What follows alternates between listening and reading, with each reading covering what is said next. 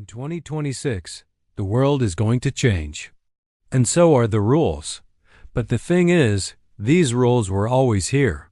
They've been buried in plain sight, hidden by centuries of social niceties, distractions that kept you from seeing the truth.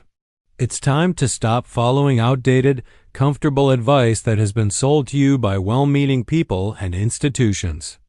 It's time to adopt the real playbook. You've been taught to play nice, to work hard, to be polite, to follow the rules. You've been told to trust others, to play fair, and that good things will come if you're just a good person. But the truth is, the world doesn't operate on merit or goodness. The world operates on power. And if you're not aware of how power works, you're already at a disadvantage. Enter Machiavelli's 13 Dark Rules. These are not the rules for the nice person or the rule follower. These are the rules that the top minds, kings, politicians, generals, and moguls have been following for centuries. These are the rules that allow you to be a step ahead of everyone else. The rules that no one wants you to know, because once you do, you won't be able to unsee how everything in the world operates. These aren't mere tricks or hacks. These are foundational principles that shape how power is gained, maintained, and manipulated in every sphere of life, whether it's business, relationships, politics, or your personal journey. And the best part? Once you understand these rules, nobody will be able to outsmart you. People think intelligence and knowledge will carry them through. But that's where they go wrong. Knowledge is power, but understanding how to leverage it? That's a different game entirely. We're about to dissect Machiavelli's 13 Dark Rules and make them your own. Because in this new era, knowing these rules will separate the winners from the losers. Get ready. You're about to see the world through a new lens. A lens of power, strategy, and influence that will make you untouchable. Let's dive into rule number 1. Rule number 1. The ends justify the means. This is where the difference between playing by the rules and playing to win begins. Most people live their lives operating on a simple assumption. If you play fair, if you do the right thing, you will get rewarded. That's the illusion they've sold you, and it's what keeps you playing the game by their rules. But here's the truth. The world doesn't reward you for playing fair. It rewards you for getting results. It rewards the people who know how to bend the system, manipulate the narrative, and achieve their goals, no matter what. If you're too focused on being good, on being liked, or on keeping everyone happy, you'll end up with nothing more than a reputation of being harmless, predictable, and easily manipulated. Machiavelli understood this better than anyone. He was not advocating for mindless cruelty. He was simply acknowledging that there are no pure heroes or villains in the pursuit of power. The game is about outcomes. And if you're not willing to do whatever it takes to achieve your objectives, then you're just setting yourself up to be outsmarted by those who understand this. Now, don't get confused here. This rule isn't about moral or ethical justification. It's about understanding that when your goal is significant enough, it's okay to push the boundaries, take risks, and use whatever means necessary to get what you want. We're not talking about criminal activity. We're talking about leverage. Think of it like this. When you want to climb the ladder, there will always be rules, but sometimes the ladder itself needs to be tilted to give you a head start. Machiavelli's wisdom isn't about brute force. It's about strategy. Here's how you use this rule. Stop asking for permission. If you have a goal, don't wait for the perfect conditions to make it happen.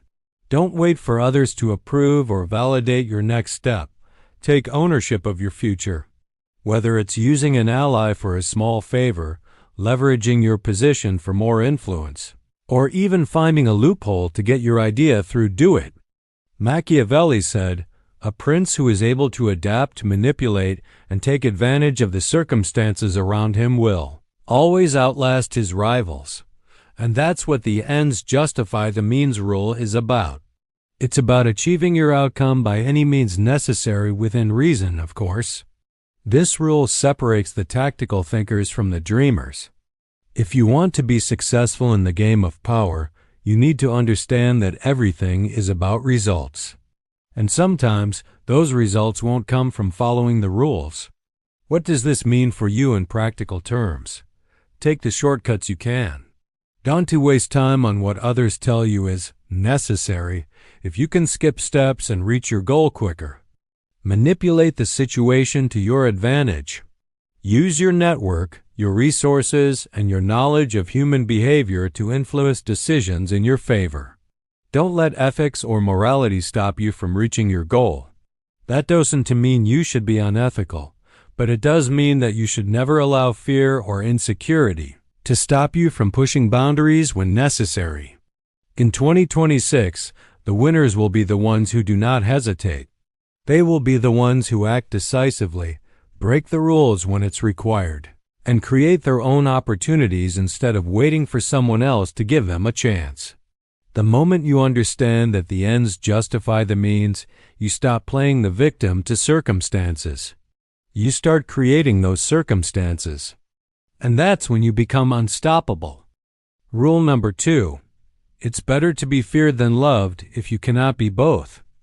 This rule is where most people go wrong. They've been taught to be liked, to be approachable, to be the friendly person in the room. They think that being well-liked will earn them trust, influence, and respect. But that's a dangerous fallacy. Here's the truth. Being liked does not equal being respected. Think about it. How many people do you know who are liked by everyone but also pushed around? How many so-called nice people are the ones who always say yes but never get ahead? The world doesn't respect nice. The world respects strength, decisiveness, and authority. And these qualities are often best communicated through fear, not affection. Now don't get it twisted. This isn't about being cruel. It's about commanding authority. Fear isn't about being a tyrant or instilling terror in a malicious way. It's about creating a presence so powerful that people respect your space, your decisions, your actions, your words. You don't need to be everyone's friend. What you need is to be someone who demands respect without asking for it. The fear that Machiavelli is talking about is not fear of physical harm. It's a deeper, psychological form of respect. People will follow you not because they like you, but because they know you can't be taken lightly. Fear means that when you speak, people listen. When you make decisions, people follow. When you walk into a room, others notice. If you think about any powerful figure in history, whether it's a CEO, a politician, or a military leader, they didn't get to where they are because they were liked. They got there because they understood the power of creating an aura of authority. The fix? Don't try to be liked. Try to be respected. Here's how you do it. Be consistent. People fear unpredictability, so make sure that your actions, decisions, and behavior are predictable in their power. They know what to expect from you, and that's what creates authority. A person who acts one way one day and another way the next is weak. Be firm. Stop being the person who apologizes for every little thing. Stop being the person who second-guesses their own decisions. When you make a choice, own it. Let people know that your decisions are final. That's the essence of fear. Knowing that your choices are decisive and cannot be swayed. Show strength in silence. It's often the quietest people who command the most fear. If you don't have to speak loudly, don't. Let people wait for your words. When you do speak, speak with clarity and authority. Set boundaries. The moment you let people walk all over you, you lose their respect. Set clear boundaries and don't tolerate disrespect. The more you let people infringe on your time, your space, or your decisions, the more they lose fear and start to take advantage of you. Be willing to walk away. There is no stronger signal than being willing to leave a situation. Fear is born from the knowledge that you cannot be controlled. If people know you won't hesitate to walk away from a deal, a partnership, or even a friendship when it doesn't serve you, they will respect you far more than if you're constantly trying to please everyone. Now, this isn't to say that you should alienate everyone around you or become some kind of tyrant. You can still build relationships and trust, but do so in a way that places you at the top. Be someone who others know can take action and is not afraid to use their power. Don't waste your time trying to please people who aren't moving you closer to your goals. When you stop trying to be liked, people will start respecting you, not because they love you, but because they understand that you are not someone to be trifled with. And in 2026, when the world is moving faster than ever, this kind of power, this kind of presence will set you apart from the competition. Respect isn't given, it's earned. And you earn it by showing that your time, your decisions, and your presence are valuable, not to be taken lightly, and certainly not to be dismissed. In the game of power, fear doesn't mean terror. It means being untouchable. And that, my friend, is how you win. Rule number 3. Appear weak when you are strong and strong when you are weak. This rule is a masterstroke of strategy. It's the art of misdirection, of psychological warfare at its finest. If you want to outsmart everyone around you in 2026, you must understand the delicate dance of controlling perception. The truth is, people do not make decisions based on reality. They make decisions based on their perception of reality. What does that mean for you? It means you can manipulate the way others perceive your strength and vulnerability to your advantage. This is the core of Machiavelli's advice. Show them what they expect to see, but never let them see what's truly underneath. Let's break this down. When you appear weak when you are strong, you create confusion. You lull people into a sense of security.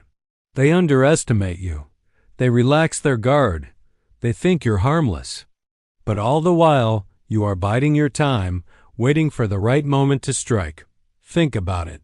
When the predator appears weak, no one expects the sudden attack. They've let their guard down, thinking they're safe. You, on the other hand, have kept your power hidden, waiting for the precise moment to unleash it. On the flip side, when you appear strong when you are weak, you create fear and respect. People hesitate to challenge you. They perceive you as someone with power, someone not to be trifled with. Even if you are struggling or unsure, you don't show it. You project confidence. You project strength. And in the eyes of others, you become strong because what they see is what they believe. It's all about controlling the narrative, whether you're playing offense or defense. If you are weaker than you appear, don't let anyone see it. Feign strength. If you're stronger than you appear, don't flaunt it. Feign weakness. You create a mystery, a sense of unpredictability that keeps people on their toes. The trick to this rule is subtlety. If you try to fake strength too obviously, people will catch on. If you overplay your hand and show too much weakness when you're strong, you risk losing credibility. The key is to balance the illusion. Think of it this way. If you are the one in the room who remains composed, no matter what's going on inside, others will look at you with admiration or fear. Fear of the unknown. They won't know your limits. They won't know if you're bluffing. But they will know that you are not to be underestimated. Here's how to practically apply this rule. Master your body language. If you're facing a challenge or setback, don't slouch, fidget, or show visible signs of stress. Keep your posture open, your movements controlled, and your eyes steady. Even when you feel insecure or uncertain, project the body language of a confident person. When you are strong, act humble. When you've just scored a major victory or achieved a significant goal, don't flaunt it. Downplay your success. Be understated. The moment you make it obvious how powerful you are, you invite enemies to come after you. If you appear too strong too quickly, you make yourself a target. Instead, let others underestimate you. Let them believe they have the upper hand. When you are weak, amplify your strength. On the other hand, when you're facing a tough situation or a competitor is gaining ground, don't show your vulnerability. Mask it. Project strength even if you are struggling. Don't give others the satisfaction of seeing you sweat. Maintain your poise. Speak with authority. Even if you are internally panicking, appear unshakable. Let others think they can predict you. Once people feel like they understand you, they will lower their guard. This is the moment you act. By feigning weakness, they become complacent. Then, when they least expect it, you hit them with your strength. They will be completely blindsided. By practicing this rule, you gain control over not just your actions, but the way others perceive and respond to you. And in a world where perception is reality, this is the ultimate power. People think they can read you. They think they can understand your moves. But what you've learned from Machiavelli's third rule is that you don't need to show them your cards. You only need to make them think they know the game. The more you control perception, the more you control the outcome. If you can consistently make people feel like they are walking on thin ice with you, they will either work with you or avoid you, but they will never underestimate you. And that's when you win. This rule isn't about deceiving others for the sake of deception. It's about strategic restraint, knowing when to reveal your cards, and knowing when to hide them. You don't have to be the loudest or the most visible player in the room. You just need to be the most unpredictable. By making the world believe you are either weaker or stronger than you are, you shape the game to your advantage. And when you do that consistently, nobody can ever truly outsmart you. Rule number 4. Never put too much trust in friends. Learn how to use enemies. This rule is one of the most uncomfortable to hear, but it's also one of the most powerful. Society teaches us that friends are where we find loyalty and trust, and that enemies are people we should fear or avoid. But Machiavelli's wisdom is rooted in something deeper. Friends can be dangerous. They're often the ones who betray you, take you for granted, or expect you to be their doormat. Here's the harsh truth. Friends may have your back in times of peace, but they will stab you in the back when it counts the most.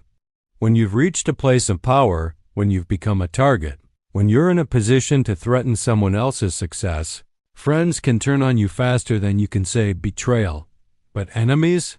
Enemies are a different breed. Enemies have a clear, defined agenda. They know where they stand with you. They are predictable, and more importantly, they can be useful. Enemies are often easier to manipulate and can be leveraged for your advantage, whereas friends are often clouded by their emotions and personal interests. Machiavelli understood that the best leaders are not the ones who have the most friends, but the ones who know how to use their enemies to propel themselves forward. Here's how you can apply this rule to your own life. Recognize the weakness in your friends. People you consider friends are often the ones who think they're entitled to your time, your resources, and your loyalty. They may subtly drain your energy, demand favors, or ask for things they know you can't refuse. They play on your emotions, but don't give as much in return. In times of crisis or ambition, they often become your biggest obstacles, not your allies. Friends will try to hold you back out of fear, guilt, or their own insecurity. They will expect you to prioritize their needs, even if it means sacrificing your own. And that's the trap. By being too loyal to your friends, you may fall victim to their expectations and demands. The fix? Distance yourself from those who do not elevate you. Keep your friendships valuable by ensuring that they serve your goals. If they don't, make adjustments. Keep your circle tight, selective, and strategic. Make enemies work for you. This doesn't mean you should go out of your way to create enemies. But when someone opposes you, when they resist you, or when they challenge you, learn to turn that energy into something useful. Enemies are like fire. They can destroy, but they can also be used for warmth or cooking. If you know how to manipulate the energy of your enemies, you can leverage their hostility to push you to higher levels of success. When you have an enemy, you're motivated to prove them wrong. You're motivated to show them you're better. You use their opposition as a fire to fuel your growth. And most importantly, you never underestimate an enemy. They will keep you sharp, vigilant, and ready for battle. A true enemy will push you to be your best, and that's why you should never fear them. Utilize the power of your adversaries. Here is where the game truly changes. An enemy who is well positioned can help you achieve your goals, even if it seems counterintuitive. A well-timed alliance with an enemy can make both of you stronger. Machiavelli often referenced how enemies, when properly understood, can become powerful allies in certain circumstances. If you have a common goal, sometimes it makes sense to use a temporary enemy to achieve something bigger. The most successful people understand that enemies are just a piece of the puzzle. If they're powerful, they can provide you with leverage, opportunities, or resources that you would not have had access to otherwise. This is where strategic alliances come into play. Temporarily joining forces with an enemy can serve both of you. For instance, if your enemy controls a crucial resource or has valuable connections, you might find it in your best interest to temporarily align with them to achieve your common goal. Manipulate public perception. Another way to use your enemies is by manipulating how the world sees you in relation to them. People respect those who can conquer their enemies, even if the enemy is a challenge. If you can defeat or neutralize an adversary, you automatically rise in status. The public loves a winner, and if your enemy is seen as the underdog, your victory will seem even more impressive. Use your enemy's attacks as fuel for your public image. Let them criticize you. Let them plot against you. And when you come out on top, the world will see you as stronger, more competent, and more capable. Enemies enhance your narrative. The more you defeat them in the eyes of others, the more you solidify your own power. The key takeaway here is this: don't waste energy trying to make everyone your friend. Friends often bring expectations and emotional attachments that can hold you back. Enemies, on the other hand, are clear. They show their cards early, and when you use them properly, they can be an invaluable tool for your rise. In the ruthless world of 2026, where power dynamics shift rapidly and opportunities are taken by those who are bold, you cannot afford to be naive. The friends you trust today may be the ones who let you down tomorrow. But your enemies, when understood, respected, and manipulated, will always serve you. Leverage the people who oppose you. Let them push you, challenge you, and even inspire you. The more you learn to use your enemies, the more untouchable you will become. In this game, there is no room for weakness. And if you understand how to play with your enemies, you will always be the one who's ahead.